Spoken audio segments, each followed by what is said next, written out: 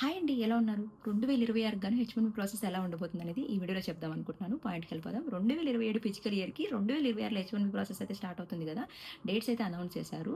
And H-1B process ఎలా ఉండబోతుందని కూడా మనకి రిజిస్ట్రేషన్ ఫీ స్టార్ట్ అయింది. మార్చి 4 నుంచి మార్చి 19 వరకు రిజిస్ట్రేషన్ పీరియడ్ ఉంటుంది. అండ్ ఎప్పటిలాగే లాస్ట్ ఇయర్ లాగానే $215 ఫీ ఉంటుందన్నమాట. 2026 గాను వెయిటెడ్ సెలక్షన్స్ అనుకున్నారు కదా! అంటే level 1, level 2, level 3, level 4. Level 4 వాళ్ళకి ఎక్కువ ప్రియారిటీ, హై ప్రియారిటీ ఉంటది. 100% ఛాన్సెస్. లెవెల్ 3 వాళ్ళకి 50 ఛాన్సెస్. లెవెల్ 2 వాళ్ళకి 10 ఛాన్సెస్. లెవెల్ 1 వాళ్ళకి 1 or 2 chances. Maybe sometimes 0 chances అనేసి. ఎందుకంటే హై ప్రియారిటీ ఉన్న వాళ్ళకి ఎక్కువ ఛాన్సెస్ ఉంటాయని చెప్పేసి.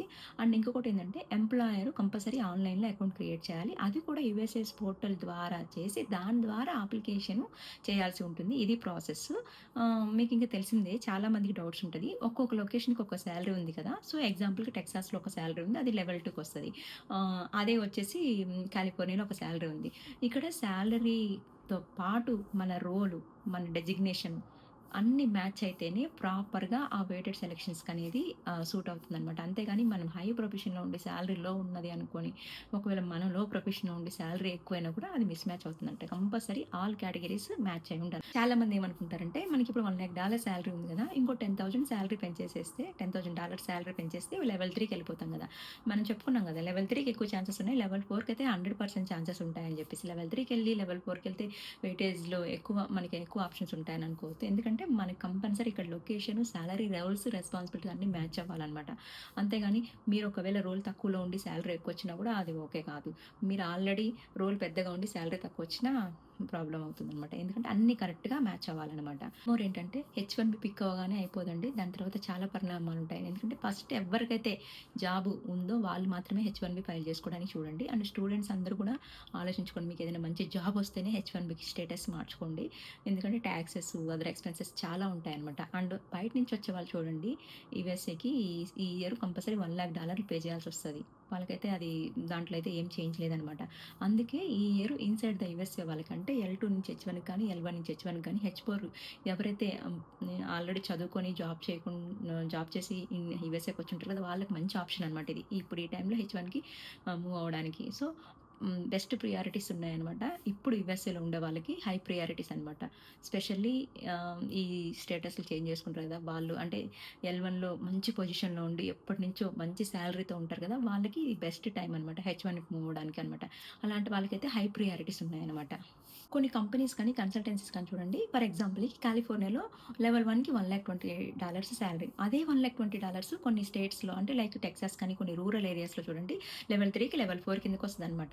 లెవెల్ 1కి వచ్చేసి 1 ఆర్ 2 ఛాన్సెస్, సమ్‌టైమ్స్ 0 ఛాన్సెస్ అనమాట. లెవెల్ 3కి 50 ఛాన్సెస్. లెవెల్ 4కి 100% ఛాన్సెస్, హై ప్రియారిటీ ఉంటదనమాట. అందుకని వీళ్ళేం చేస్తారంటే కొన్ని కన్సల్టెన్సీస్ కానీ, కంపెనీస్ కానీ ఎక్కువ సాలరీ పే చేసుకోలేరు కదా! తక్కువ సాలరీతోనే ఎక్కువ వెయిటేజ్‌లో హెచ్-1బీ ఫైల్ చేస్తారనమాట. ఒకవేళ హెచ్-1బీ లక్కీగా వాళ్ళకి అక్కడ పిక్ అయిందనుకో రూరల్ ఏరియాలో, కంపెనీ ఒక దగ్గర, వాళ్ళు ఒక దగ్గర ఉన్న work from home options. Maybe this is the right time to work from home options ఎక్కువొస్తాయేమో అందరికి. సో, కాకపోతే స్టేట్ వైస్ డిఫరెన్స్ ఉంది కాబట్టి అలా చేస్తారనమాట. అండ్ ఇంకొకటేంటంటే హెచ్-1బీ ఫైలింగ్ చేసేటప్పుడు ఒక్కసారి కంపెనీస్ కరెక్ట్‌గా ఉన్నాయా లేదా చెక్ జేసుకోండి. హెచ్-1బీ పిక్ అయిన తర్వాత చాలా ప్రాబ్లమ్ వస్తాయి. ఇప్పుడు చూడండి చాలామంది యూఎస్ఏస్ కొన్ని బ్యాక్‌గ్రౌండ్ వెరిఫికేషన్స్ అయి జరుగుతున్నాయి. కాబట్టి హెచ్-1బీ ఫైల్ చేసుకునే ముందు ఆ కంపెనీ ఎప్పుడు స్టార్ట్ అయింది? ఏంటి? అసలు అది ఎప్పటి నుంచి పెట్టారు? నిజంగా ఆ కంపెనీ అక్కడుందా? ఆ అడ్రెస్ కరెక్టా? కాదా? అని చెప్పి ఒక్కసారి ఎంక్వైరీ చేసుకొని మీరు హెచ్-1బీ ఫైల్ చేసుకోండి. ఏసుకున్న తర్వాత హెచ్-1బీ పిక్ అయిన తర్వాత చాలా ప్రాబ్లమ్. ఎందుకంటే హెచ్-1బీ పిక్ అవ్వడమే చాలా ఇప్పుడు ఈ వెయిటెడ్ సెలక్షన్‌లో హెచ్-1బీ రావడము ఆహ్, కొంతమందికి ఈజీయే కావచ్చు. కాకపోతే వచ్చిన వాళ్ళు మళ్ళీ అది మిస్ చేసుకోకూడదు కదా! బ్యాక్‌గ్రౌండ్ వెరిఫికేషన్ అంతా పోయిన తర్వాత. అందుకని వేసే ముందు కొంచెం జాగ్రత్తగా ముందు స్టెప్ ఏసి మంచిగా ఆచితూచి అసలు కన్సల్టెన్సీయా? కంపెనీయా? ఏంటనేసి ఒక్కసారి మీరు ఎంక్వైరీ చేసుకోండి. ఫైలింగ్ చేసేటప్పుడు ఒకసారి ఎంక్వైరీ చేయండి. లేదు దీనికోసం ఈ ప్రాసెస్ కోసం ఏమన్నా అప్పుడప్పుడు ప్రిపేర్ చేసారా ఏంటి? అది ఆల్రెడీ ఇప్పటి నుంచి ఉందా? ఈ ఇయరే స్టార్ట్ అయిందా? ఇప్పుడే స్టార్ట్ అయిందా? అలాంటివి కొంచెం ఎంక్వైరీ చేసుకొని హెచ్-1బీ ఫైల్ చేసుకోండి. ఫైనల్‌గా ఏంటంటే యూఎస్ఏ బయట నుంచి యూఎస్ఏలోకొచ్చే వాళ్ళకి తక్కువ ఆప్షన్స్ అనమాట. యూఎస్ఏలో ఉండే వాళ్ళకి మల్టిపుల్ ఆప్షన్స్ ఉన్నాయన్నమాట. ఎస్పెషల్లీ హెచ్-4లో ఎవరైతే అంటే హౌస్ వైఫ్స్ ఇండియాలో జాబ్ చేసి ఇక్కడ వచ్చి ఖాళీగా ఉంటారు కదా! వాళ్ళకి ఇది బెస్ట్ టైమ్ అనమాట. హెచ్-1బీ యేసుకొని మీకు మేబీ ఆప్షన్స్ ఉంటాయన్నమాట. ఇప్పుడు చూడండి ఒక ఎంప్లాయర్ బయట నుంచి ఒక పర్సన్‌ని స్పాన్సర్‌షిప్ ఇచ్చి 100,000 ఫీ తన తరపున గవర్నమెంట్‌కి పే చేసి తనకి ఎంతో కొంత సాలరీ పే చేయాలంటే ఇది టఫ్ టైమే కదా! అది కూడా వెయిటెడ్ సెలక్షన్‌లో లెవెల్ 2, లెవెల్ 3, లెవెల్ 4 ఉంది.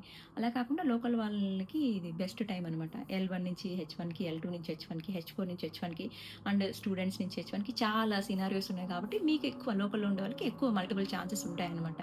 హ్మ్. సో, ఎవరికేదైనా బెస్ట్ ఆపర్చునిటీ ఉంటే ఇది ఈ టైంలో బెస్ట్ యూజ్ చేసుకోండనమాట. Thanks for watching. See you in the next video.